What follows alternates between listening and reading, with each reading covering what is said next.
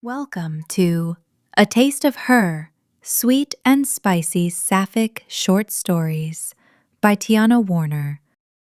The Knight and Her Princess.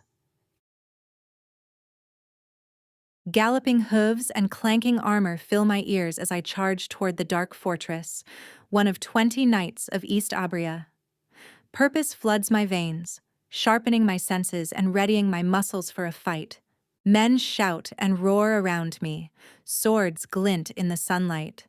As we roll over the grassy hillside like a storm, it's clear why we are considered the most powerful force in the 8 realms. Except I'm struggling to stay in the saddle, wheezing for breath as my chestnut mare throws a fit beneath me. Catching up on his bay stallion, Sir Athdar laughs heartily. "Brianna, darling, part of becoming a knight is learning how to ride." "It's Dame Brianna," I shout, pulling the reins, "and I'll gladly trade you for your pussycat of a stallion." God almighty. If I make it home, I'm going to have a word with the stable master. This mare is barely broke to ride and has the personality of cursed fire. Queen Augusta's castle looms ahead, its stone towers brighter than those back home, with ivy and flowers blanketing the sides. I hate to call it lovely, given that these towers are imprisoning our princess, but it truly is. With a groan, I use all my strength to keep my mare's head up and stop her from bucking. Finally, she gives up the fight and surges forward. Satisfaction pulls my lips into a grin as we pick up speed.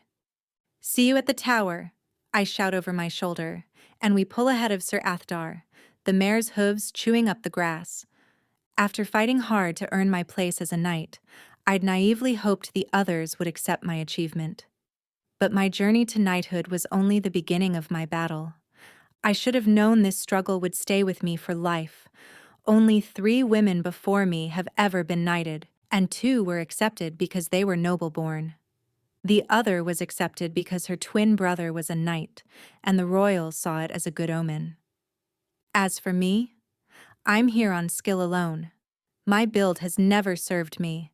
I'm too tall, too muscular, and according to most men, not feminine enough in any sense of the word. But I was born for knighthood. I've imagined it since I watched a joust at 6 years old. And now, as I cross the plains on my first mission with the wind stinging my cheeks, my heart fills with victory. I just hope I can prove that I deserve the title. My fiery mare gets me to the drawbridge first.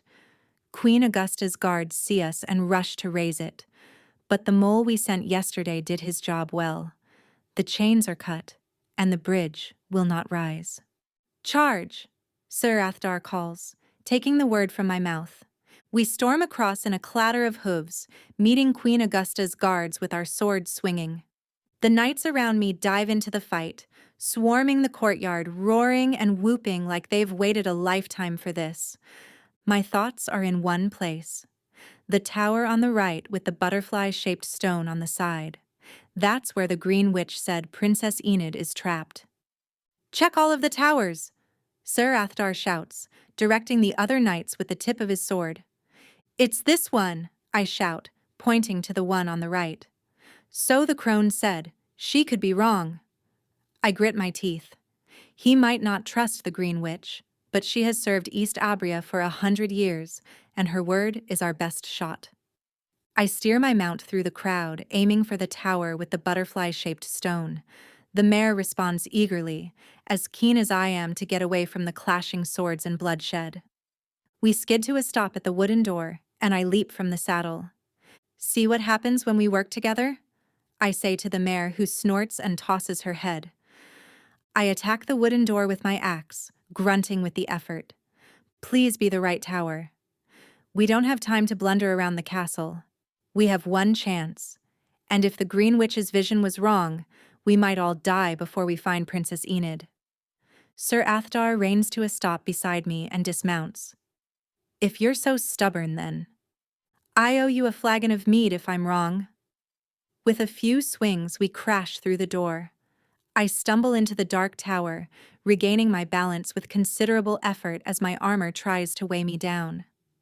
As I'm the first one inside, Sir Athdar pushes me onward, readying his sword and shield. Go, Brianna, we'll hold them off. It's Dame Brianna! I race up the spiral stairs, my heavy armor making me lose my breath rapidly. I pass door after door, trusting the witch's instructions. The top. She's at the very top. I trip in the darkness, unable to see a bloody thing through my helmet. I remove it and set it in a nook for later, then push my short dark locks off my sweaty forehead and keep going. Finally, the stone steps end, and I come to another wooden door. Wheezing for breath, I raise my axe. Princess Enid? Go away! A muffled voice shouts from the other side. My heart leaps. We've done it. That tone is definitely hers. I set to work on the hinges, gasping for breath between swings. Sweat rolls down my back, dampening my tunic. The hinges crack, and I kick the door down. Princess? An unmade bed sits in the middle of the circular room, covered in jewels of every color. Tapestries, furniture, and bookshelves fill the space, as extravagant as I would expect from Queen Augusta. Princess Enid stands against the far wall, illuminated by a beam of sunlight coming through the window. My chest flutters at the sight of her, tall and mature in a green gown. Her pale skin is dusted in freckles, just like I remember. Leave at once, she says fiercely, holding up her fists. I'm frozen in place. The last time we saw each other, we were hardly 14. Now, she's an 18-year-old beauty, her face full, her waist curved, her curly red hair well-groomed. Her familiar features pull my memories forward, making my insides tingle. Her soft skin beneath my palms, her lips against mine, the rush of something forbidden coursing through me. How often did we escape to the stables during that year together? 50? 60? 100 times? Heat rises in my face. God, I thought my feelings had dissolved. With years to forget her, and knighthood to draw my focus, I'd hoped she could become my past and nothing more. Seeing her now, I'm weak in the knees, and I know I failed to forget about her. Remembering my duty, I bow. Princess Enid, I have ridden here with the knights of East Abria to rescue you and return you to your realm. Princess Enid gapes at me. Far below, the clamor of battle rings out. I sheath my axe and place a hand on the hilt of my sword. Hold them off, Sir Athdar. We'll be out soon. Have you not heard me? I don't want you here, the princess finally says, scowling. She marches toward me, her hands up like she's ready to shove me out the door. My insides seem to hollow out. She doesn't recognize me. Well, it will be easier this way. I can do my job and bring her safely. Brianna, she says, stopping with a hand on her chest. My heart skips. Yes. Hi. She's frozen, taking me in with wide eyes. You're a knight. I look down at myself as if to check whether her words are true. The sight of my armor makes me stand taller. Yes. But I thought your father was going to make you marry that tailor. I almost smile. Princess, do you honestly think I would have given myself over to a man? She flushes, possibly remembering how many times I proved to her that I wasn't interested in men. Brianna! Sir Athdar shouts far below. Have you found her? Hurry! I can store your belongings in my satchel while we ride back, I say, turning our attention to the jewels on the bed. Your father will be disappointed if we leave them behind. Right, Princess Enid says, scooping them into a pile. She shoves her tiara through her red curls where it sits lopsided and tosses the jewels into my open satchel. We're standing so close that I can count the freckles dusting her nose and cheeks. Her eyes are as blue as cornflowers. Did I really think I could forget how beautiful she is? Or was I denying it all these years to make the pain of being apart hurt less? I suppose I should call you Dame Brianna then, she says, her breath warm and sweet on my face. To you, I'm still just Brianna. She smiles. The armor looks good on you. My parents say they would prefer me in a gown. I don't. She searches my face with her piercing eyes, her brow pinched. Brianna, I never stopped wondering what happened to... Don't. We knew it would end one day. Her breath catches, and she looks so sad that I want nothing more than to step in and hold her. I never wanted it to, she whispers. I swallow hard. It's bittersweet to hear these words. Nor did I. But you're a princess. I'm nobody. You're not nobody. You never were. Darling, you know a princess and a common girl would never have been allowed, for more than one reason. So all of our time together was a waste? She asks, her voice thick. I step closer. No, never a waste. My time with you was the best of my life. And in truth, I swallow hard. In truth, I trained to become a knight because you inspired me to be more. I always dreamed of it, but you were the one who made me believe I could do it. Her breath catches. She looks out of place in this dark room, like a vision illuminated in the beam of sunlight. Brianna, I have to tell you, Footsteps thump on the stairs. I push Princess Enid behind me and draw my sword. Who's there? Sir Athdar rushes in, wheezing. Thank goodness we found her. Come on, princess. He strides over and scoops her into his arms, eliciting cries from both of us. I don't need to be carried, Princess Enid shouts. Sir Athdar, please, I say, putting a hand on his arm. There is no time, he says, rushing down the spiral stairs with the princess struggling in his arms. Brianna, gather what's left of our stolen possessions and follow me. We won't be able to hold them off much longer. I am not a possession, Princess Enid shouts, punching him everywhere she can manage. I hesitate, then shove any remaining jewels and clothes into my satchel before racing after them. Crashes and shouts rise from the bottom of the tower, and Sir Athdar stops. Princess Enid stops struggling. I cover my mouth, silencing my breaths. Sir Athdar, someone shouts. They've broken our circle. He curses. Princess Enid takes the opportunity to writhe free of his arms. She lands clumsily on her feet and straightens up, glowering. Sir, I will bring the princess down with me, I whisper. And I am capable of walking downstairs myself, Princess Enid snaps at him. Sir Athdar looks between us. Fine. If you let her get hurt, it's on you, Brianna. With a final glare, he rushes down the steps to help the others. The moment he's out of sight, Princess Enid's hand clasps mine, so small and delicate through my stiff leather glove. Brianna, she whispers. I'm a step below her, looking up into her beautiful eyes. I promise we'll get you home. Shh. She leans in, and as her sweet breath tickles my face, my heart skips. My mouth is dry. It's hard to say what needs to be said. Darling, I want to, but we shouldn't. Her lips press against mine, silencing me, and her hands link around the back of my neck.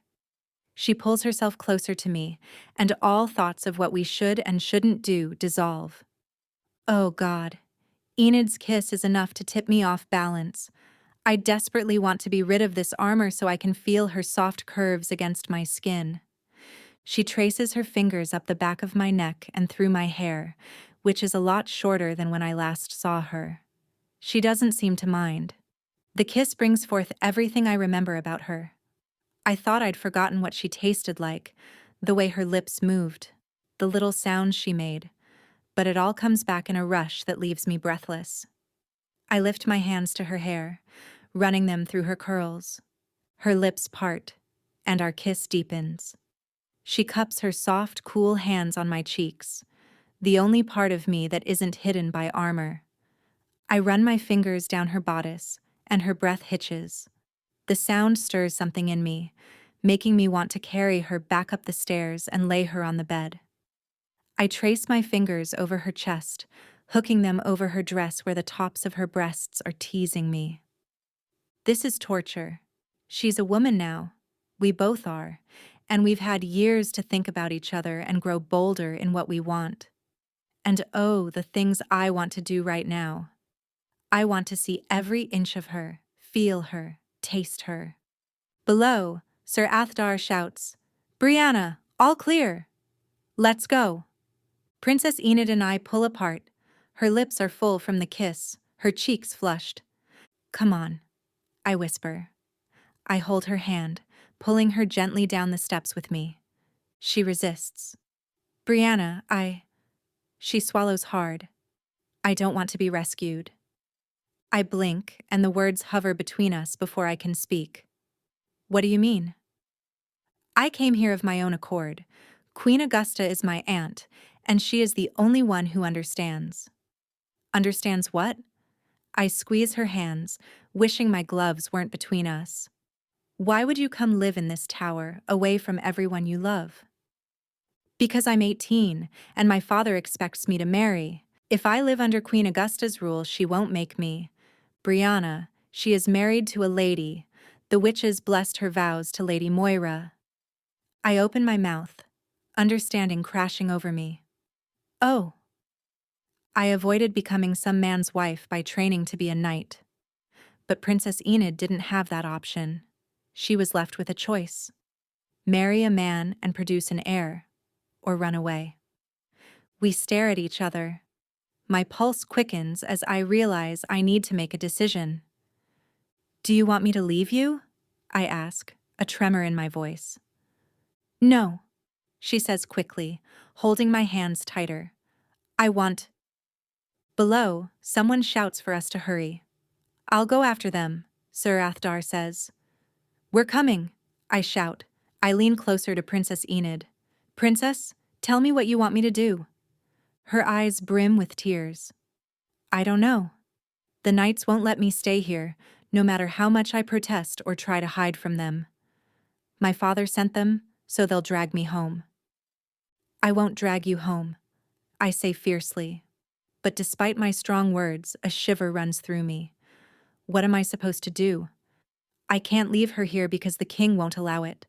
I'm a knight, and bringing her home is my duty. But I don't want to force her to come home if she doesn't want to. I study the stone floor as if hoping to find the answer there.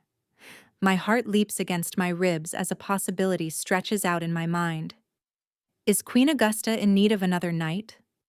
Princess Enid's expression goes blank. "What do you mean?"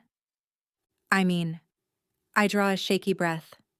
"If I stayed here with you, could I be a knight in her service? In your service?" It's a dangerous proposal, treason even, but my heart is speaking stronger words than my mind, and my loyalty has always been to Princess Enid more than anyone else. If she is here in Queen Augusta's realm, then I want to be here with her. Princess Enid stands taller, her face brightening, and I don't think I have ever seen her smile so widely. She throws her arms around my neck, kissing me hard. "Yes, yes," she says between kisses. A rush of pleasure surges through me. I wrap my arms around her waist, holding her close. "Yes, I know she will accept you as she accepted me, and I want you here more than I have ever wanted anything. Oh, Brianna." She takes my hand and pulls me up the stairs, her face alight. "But the knights?" I say, my head swimming. "They're all fighting down below." "We'll go to Queen Augusta straight away. Come quickly." She pulls me to one of the doors I ran past on the way up and pushes it open. Beyond it is a long hallway leading to the rest of the castle, to a new life, a new queen, and a future with Princess Enid. All I need to do is walk down it. Are you sure she'll have me?" I say, swallowing hard. Princess Enid kisses me, sending a tendril of heat through my midsection. "Dame Brianna," she whispers, "you came here to rescue me, and you are the only one who is listening to what I want. You are, I believe, the noblest of all knights. I know she'll have you." This is reckless, hasty, not planned whatsoever, but I have to try. I won't force Enid to come back with me, and I can't imagine leaving her behind and spending the rest of my life without her. If she's here, then I must do whatever it takes to be here with her. A flame of excitement ignites in my chest. I hold her hands firmly in mine. All right, Princess, I trust you. And you're certain you will be happy here? She asks, searching my face with her brilliant blue eyes. I smile. Enid, darling, if I am allowed to spend my whole life serving you, I swear I will be the happiest knight in the world. The end. Thanks for listening. Please subscribe to support these stories, and so you never miss a new release. You can find all of Tiana Warner's Sapphic romance books on her website at tianawarner.com.